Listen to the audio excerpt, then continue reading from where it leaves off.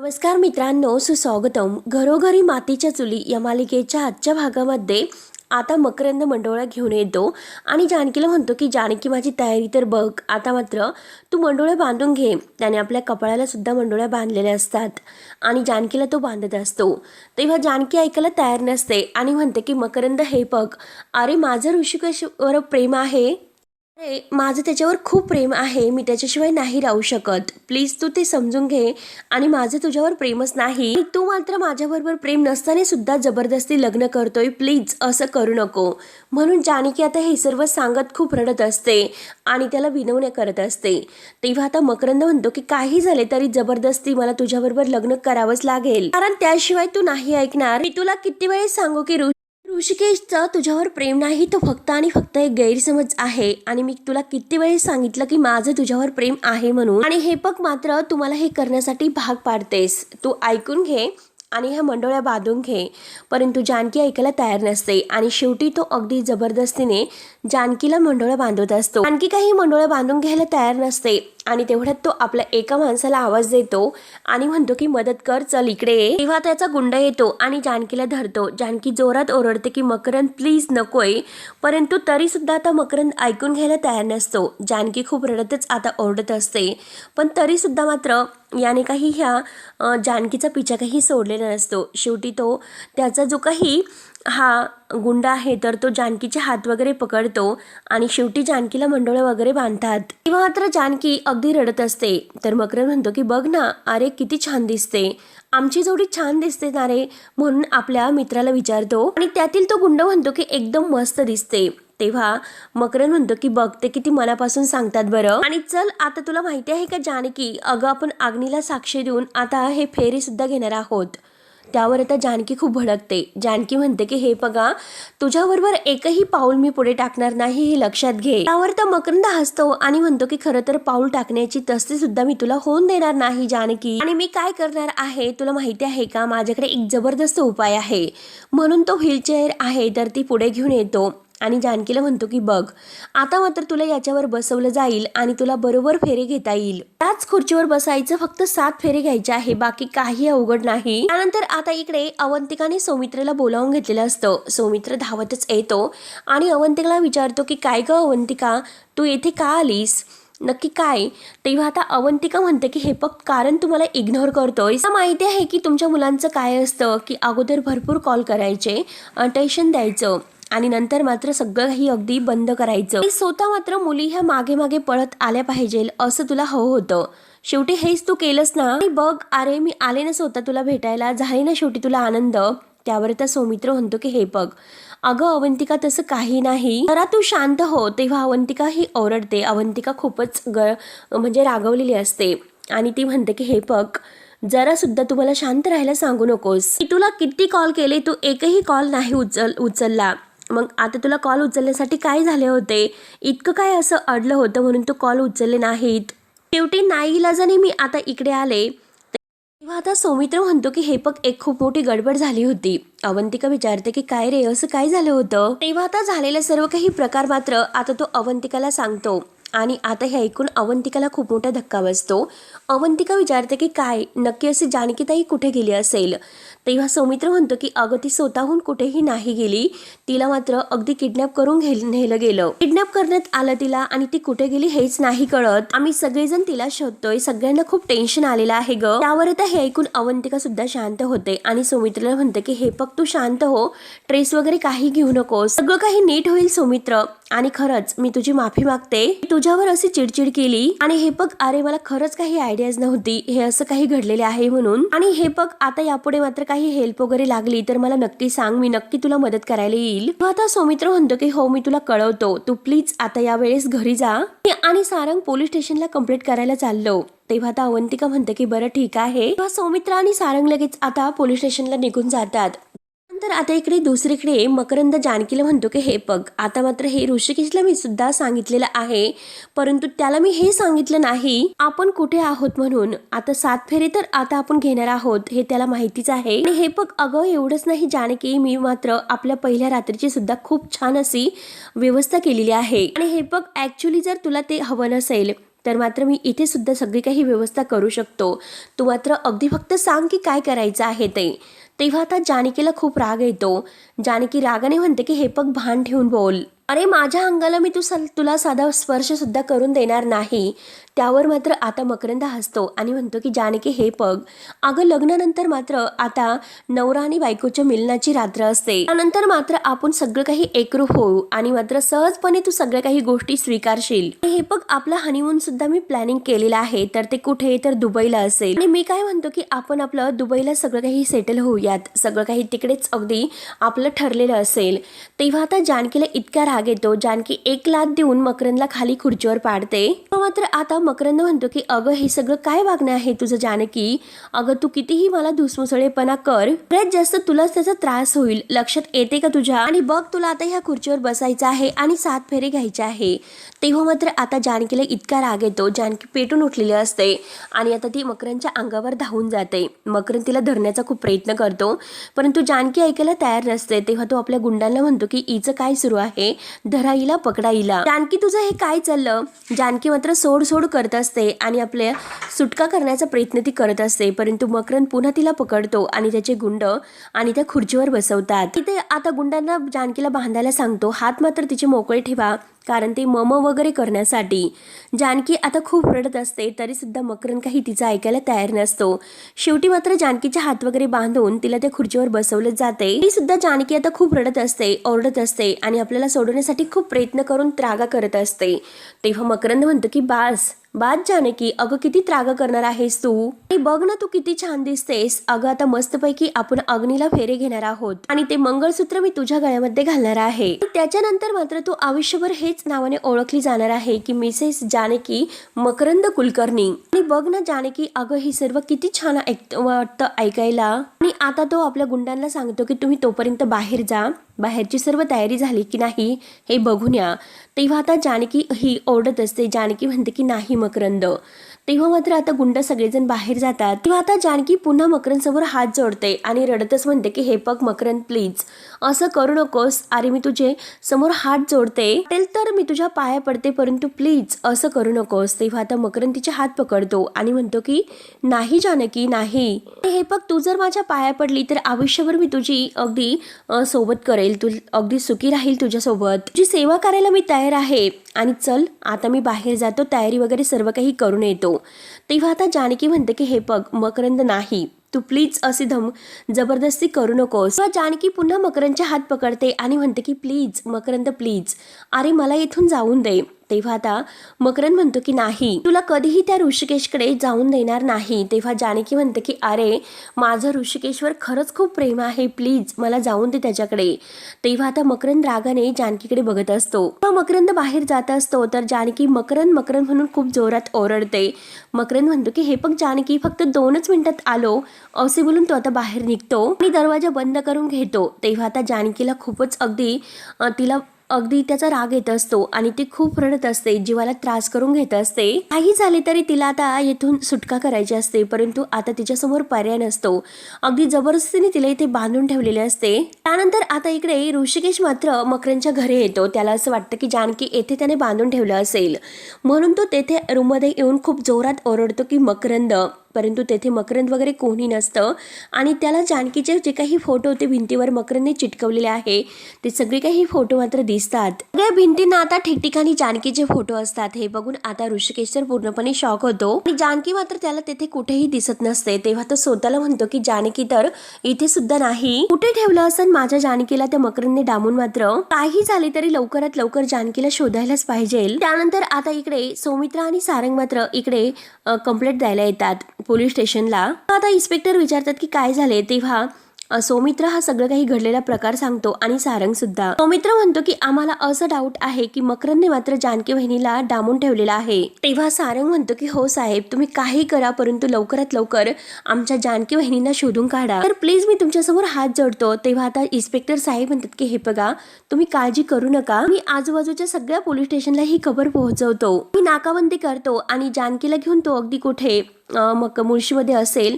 तर मात्र तो तिला घेऊन मात्र कुठेही मुळशीच्या बाहेर नाही जाऊ शकत. सारंग आणि सौमित्र खुश होतात आणि इन्स्पेक्टर साहेबांना थँक्यू असं म्हणतात. त्यावरच सौमित्र म्हणतो की एक तुम्हाला विचारायचं होतं, तो मकरंद आहे ना, तो माणूस फार चतुर आहे. जर त्याने ऑलरेडी जानकी वहिनीला मुळशीच्या बाहेर नेलं असेल तर त्यावर मात्र इन्स्पेक्टर साहेब म्हणतात की हे बघा, त्याच्यापर्यंत पोहोचण्याचे अनेक असे पर्याय आहेत. आम्ही मात्र आमच्या पद्धतीने चौकशी सुरू करतो आणि अगदी मुळशी बाहेर सुद्धा अलर्ट करतो. आणि आता ते तिथून निघून येतात. त्यानंतर आता इकडे सुमित्राला सुद्धा खूप टेन्शन येतं. सुमित्रा अगदी टेन्शन मध्ये जानकीची काळजी करत असते आणि तेवढ्या तेथे आजी येते. आजी तिला समजावते की हे बघ सुमित्रा, अगं त्या मुलीसाठी तू कशाला इतकं टेन्शन घेतेस, तिची काळजी करू नकोस. ती मुलगी गायब झाली तर खरंच माझ्या अगदी मनासारखं होतंय.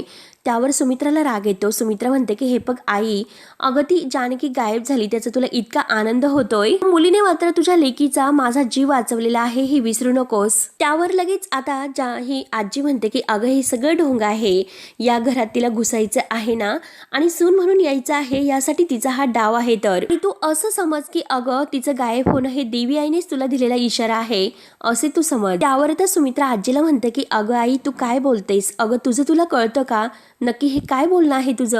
आई अगं ती मुलगी असे डाव वगैरे रचणारी नाही, ती अगदी मन जिंकणारी चांगली मुलगी आहे, तू तिच्यावर भलते सलते आरोप करू नकोस. आणि हे बघ आई, मी तुला खरं सांगते की माझी तिच्याकडे बघण्याची नजर बदलली ना, तेव्हा मात्र मला माझी चूक लक्षात आली. तेव्हा आता आजी म्हणते की काय चूक तर तू खूप मोठे अगदी निर्णय बदलून केलेला आहे. त्या जानकीला सून म्हणून स्वीकारलं, तिने फक्त तुझा जीव वाचवला होता, तिने तुझ्यासाठी जीव तर दिलेला नाही, मग कशाला तू तिचा सून म्हणून स्वीकार करतेस.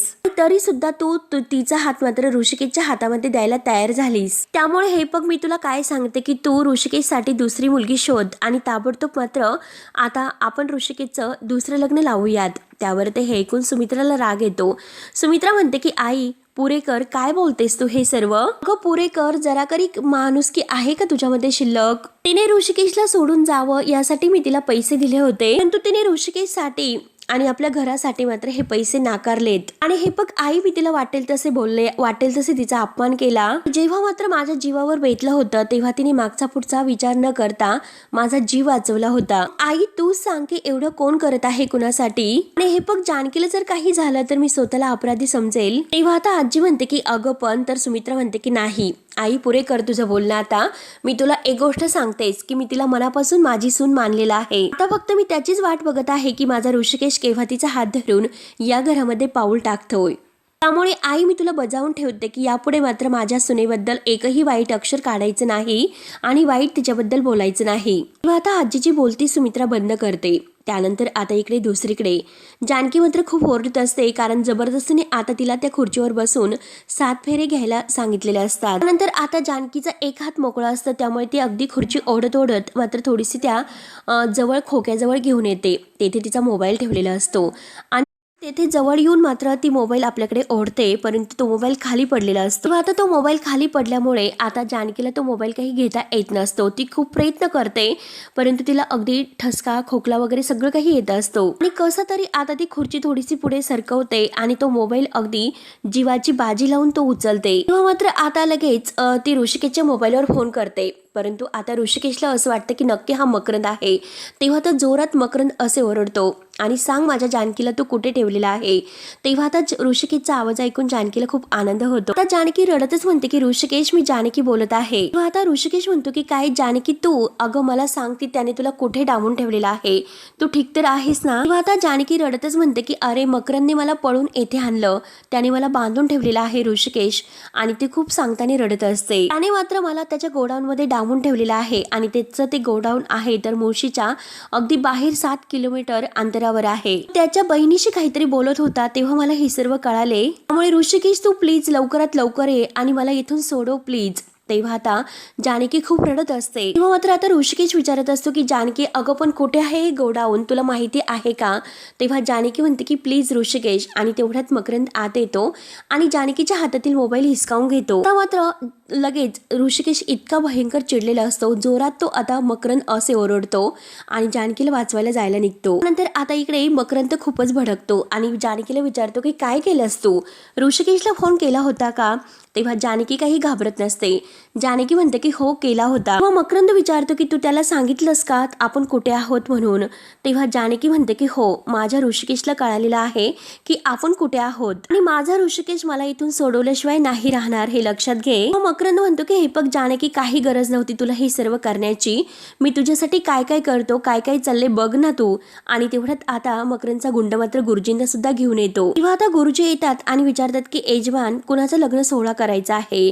तेव्हा मकरंद म्हणतो की हे बघा, आम्ही मंडोळ्या बांधलेल्या दिसतात ना, आम्ही दोघांनी घातलेला आहे, मग आमचंच लग्न असेल ना. तेव्हा आता जानकी ओरडते. जानकी म्हणते की नाही गुरुजी, माझी या लग्नाला संमती नाही. गुरुजी काही करा पण प्लीज मला येथून सोडवा. तेव्हा मकरंद जानकीवर ओरडतो, ए प्लीज शांत राहा. हे बघा गुरुजी, लग्न आमचं करायचं आहे आणि हा सोहळा फक्त माझ्यासाठी आहे. हे बघा मॅडम तयार नाहीत, परंतु तरी सुद्धा तुम्ही लावताना हे लग्न. आता जानकी नाही नाही गुरुजी करत असते. गुरुजी मात्र अगदी बघतच असतात. त्यांना नक्की काय करावं हेच काही कळत नसतं. तर गुंड आता गुरुजींना म्हणतो की चला गुरुजी, आपण तयारी करूयात सगळी. जबरदस्तीने ते गुरुजींना सुद्धा आता तयारी करायला बाहेर घेऊन येतात. तेव्हा मकरंद जानकीला म्हणतो की बघ, मी सुद्धा बघून येतो की ते तयारी करतात की काय. त्यावर तर जानकी पुन्हा म्हणते की मकरंद, याचे परिणाम खूप वाईट होतील हे लक्षात घे. मकरंद, याचे परिणाम वाईट होतील म्हणून जानकी खूप जोरात ओरडत असते. त्यानंतर आता इकडे दुसरीकडे सारक आणि सौमित्र घरी येतात. तेव्हा ते पाणी घ्यायला लागतात. तोच नाना बाहेर येतात आणि विचारतात की काय रे, जानकीचा काही तपास वगैरे लागला की नाही.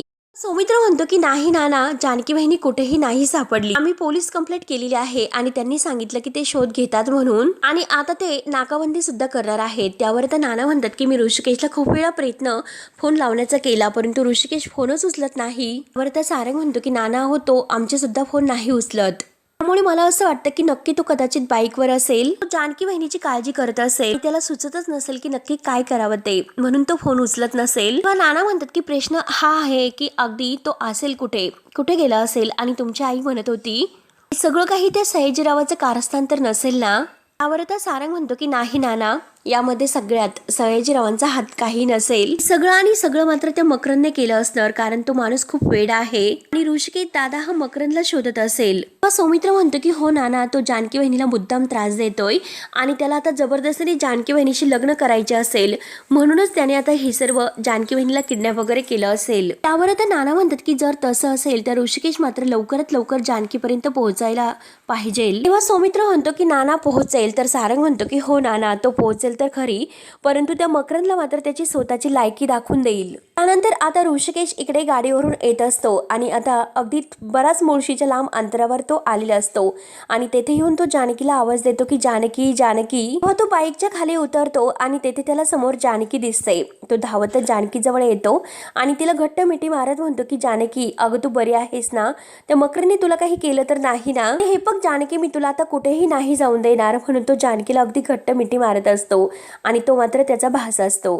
जेव्हा त्याच्या मागून एक टेम्पो येतो आणि जोरजोराने हॉर्न वाजत असतो, तेव्हा आता तो म्हणतो की अरे थांब ना, अरे मी माझ्या बायकोशी बोलतो आणि काय तुझं हे सर्व. म्हणून तो जेव्हा मागे वळून बघतो तर तेव्हा तेथे जानकी नसते आणि जोरात तो जानकी असे ओरडतो. तेव्हा मात्र आता तो टेम्पोवाला आहे तर जोरजोराने हॉर्न वाजवत असतो, कारण ऋषिकेशने बाईक ही मध्येच रस्त्यावर लावलेली असते. शेवटी ऋषिकेश पुन्हा बाईकवर बसतो आणि अगदी जानकीला शोधायला परत तो पुढे जायला निघतो. त्यानंतर आता इकडे मकरंदने जबरदस्तीने जानकी बरोबर अगदी हे 7 फेरे घेण्याचे ठरवतात. गळ्यामध्ये अगदी हार वगैरे घातलेले असतात. मकरंद गुरुजींना म्हणतो की गुरुजी, ते हे जे काही घडत आहे तर ते बाहेर कुणालाही कळायला नकोय. जर कुणाला काही कळले तर आता मात्र या मॅडमच्या जागी मात्र मी तुम्हाला इथे बांधून ठेवील. मी तुम्हाला इतका पैसा देईल की घरी पोहोचेपर्यंत तुम्ही मोजू शकणार नाही. म्हणून तो गुरुजींना आता जे काही अग्नी वगैरे आहे तर ते पेटवायला सांगतो आणि आता फेरे घेण्यासाठी तुम्ही सुरुवात करा. गुरुजी मात्र आता होम पेटवतात आणि तो जबरदस्तीने जानकीचा हात धरतो. जानकी नाही नाही करत असते. मकरंद म्हणतो की हे बघ, अग्नी सुद्धा सुरू झाली, अग्नीच्या साक्षीने आपल्याला फेरे घ्यायचे आहे, म्हणून जबरदस्तीने तो जानकीचा हात धरतो. जानकी त्याचा हात हिसकावण्याचा खूप प्रयत्न करत असते, परंतु तो ऐकायला तयारच नसतो आणि तो आपले जे काही गुंड आहे त्यांना आपल्या अंगावर अक्षता फेकायला सांगतो. जानकी आता अगदी ओढताण करून आपल्या ह्या जीवाला वाचवण्याचा प्रयत्न करत असते आणि मकरंदबरोबर ती फेरे घ्यायला तयार नसते, पण तरीसुद्धा आता जबरदस्तीने मात्र तो ही सर्व करत असतो. त्यानंतर आता इकडे ऋषिकेश शोधत शोधत मात्र आता पूर्ण लांब आलेला असतो. त्यानंतर आता इकडे जानकी इतकीही अगदी हिसकावण्याचा प्रयत्न करत असते, परंतु हा मकरंद जबरदस्तीने तिला ओढत ताडत मात्र आता ही फेरी पूर्ण करत असतो. आणि त्याच वेळेस मात्र ऋषिकेश तेथे बाहेरून पोहोचतो. मात्र आता ऋषिकेश तेथील पाठी वगैरे वाचतो आणि हेच ते कंपनीचं गोडाऊन आहे हे ऋषिकेशच्या लक्षात येते, म्हणून तो आत यायला निघतो. आणि तेवढ्यात तो गुंड येतो आणि त्या ऋषिकेशला विचारतो की तो कोण आहे. ऋषिकेश म्हणतो की मकरंद कुठे आहे ते मला सांग, म्हणून आता ऋषिकेश त्या गुंडाला चांगलंच मारतो. त्यानंतर आता इकडे जबरदस्तीने मात्र हे 7 फेरे पूर्ण करतो आणि जानकीला म्हणतो की चल आता 7 फेरे पूर्ण झालेले आहेत. आणि आता मात्र मकरंद म्हणतो की हे बघ चल आता जानकी मंगळसूत्र घालायचं आहे, म्हणून तो आपल्या खिशामध्ये मंगळसूत्र शोधत असतो. आणि तेवढ्यात त्याचा गुंड त्याच्या हातामध्ये ते मंगळसूत्र देतो. गुरुजींना विचारतो की गुरुजी हे असंच आहे ना. तेव्हा जानकी ओरडते गुरुजी नाही. तेव्हा मकरंद म्हणतो की जानकी अगं हे बघ हे फक्त एवढं मंगळसूत्र आता गळ्यामध्ये घालायचं आहे, मग आता आपण आपल्या घरी जायचं आहे. आणि तो जबरदस्तीने जानकीच्या गळ्यात मंगळसूत्र घालण्याचा प्रयत्न करतो. त्याच क्षणाला मात्र ऋषिकेश तेथे येतो आणि त्याच्या गुंडाला जोरात ढकलून खाली पाडतो. तेव्हा आता मकरंद हा ऋषिकेशकडे बघतो आणि जोरात आता तो मकरंदला खूपच मारतो. आणि तेवढ्यात त्याचे गुंड आहे तर ऋषिकेशला पकडतात, परंतु ऋषिकेश त्यांच्या ताब्यातून सुद्धा स्वतःची सुटका करतो आणि तो जानकीला सोडवतो. जानकीला विचारतो की तू ठीक आहेस ना. आणि तेवढ्यात मकरंद पुन्हा त्याच्या अंगावर धावून येतो आणि त्याचे गुंड सुद्धा. ऋषिकेश त्यांना मारत असतो तोपर्यंत जानकी आपली सुटका करून घेते आणि ऋषिकेश असं म्हणून ओरडतो. आता ऋषिकेश हा अगदी सोडवण्याचा खूप प्रयत्न करत असतो. तेवढ्यात त्याचे गुंड आणि मकरंद ऋषिकेशला पकडतात. ऋषिकेश जोरात जानकीला म्हणतो की जानकी तू जा इथून, म्हणजे जा लवकर. तेव्हा मात्र आता मकरंद जानकीचा हात धरतो. जानकी रडतच म्हणते की ऋषिकेश मी तुला ह्या अवस्थेत कसं एकट्याला सोडू. तेव्हा ऋषिकेश म्हणतो की जानकी तू जा, मी येतो, तू जा लवकर. तेव्हा आता जानकी तेथून पळून जात असते आणि मकरंद लगेच तिच्या मागे धावत असतो आणि त्याच्या गुंडाला म्हणतो की ऋषिकेशला येथे बांधून ठेवा, तो सुटायला नकोय, म्हणून तो जानकीच्या मागे मागे येत असतो. त्यानंतर आता इकडे ऋषिकेश मात्र त्या गुंडांना सगळ्यांना मारतो आणि शेवटी तो जानकीच्या मागे तिला वाचवायला येणार असतो. तेव्हा मात्र आता जानकी एका दरीच्या कडेला आलेली असते आणि शेवटी आता ती आपला जीव वाचवण्यासाठी खूप प्रयत्न करत असते आणि समोर बघते तर काय दरी तिला दिसते. तेव्हा मित्रांनो हा भाग येथे संपतो. पुढील भागामध्ये आता मात्र मकरंद आणि आता ऋषिकेश तेथे येऊन पोहोचतात. आता मकरंद मात्र आता ऋषिकेशला मारण्यासाठी पिस्तूल रोखतो. तेव्हा जानकी समोर येते. जानकी आडवी होते आणि म्हणते की थांब मकरंद, तुझ्याबरोबर लग्न करायला तयार आहे असं म्हणते. तेव्हा मकरंदला असं वाटतं की खरंच जानकी माझ्यासोबत लग्न करते की काय. तेव्हा ऋषिकेश म्हणतो की हे बघ जानकी. तर आता जानकी ऋषिकेशचा हात मागे सरकवते आणि ती मकरंदच्या जवळ येत असते. आणि आता मात्र जानकी एक प्लॅन करते. जानकी मात्र मकरंदच्या जवळ येते आणि त्याच्या हातातील पिस्तूल हिसकावून घेऊन मात्र त्याला जोरात ढकलून देते आणि तसा मात्र मकरंद खोल दरीमध्ये जाऊन पडतो आणि जोरात जानकी नाही असे ओरडतो. तेव्हा मात्र आता इकडे माया जेव्हा ही सर्व पाहते तर तिला आता आपला भाऊ दरीत पडला हे ऐकून खूप मोठा धक्का बसतो आणि ती आता ही सर्व ऐश्वर्याला सांगत असते. ते मंगळसूत्र वगैरे सर्व काही दाखवत असते. इकडे जानकी ऋषिकेश हे सगळेजण आता घरातील सगळ्यांना सांगत असतात. शेवटी आता ही कहाणी आहे येथे संपलेली असते आणि शेवटी आता मूळ जे काही आतापर्यंतची कहाणी संपून आता जानकी आणि ऋषींच्या जीवनात आलेला तो मकरंद याची आणि जानकीची जी कहाणी आहे ती संपलेली असते. आणि आपला जो घरोघरी या मालिकेचा भाग आहे तो मात्र आता आपल्या पुढच्या वळणावर येत आहे. तर तेव्हा मित्रांनो पुढे काय होतं हे बघण्यासाठी आपल्या चॅनलला नक्की सबस्क्राईब करत राहा. धन्यवाद.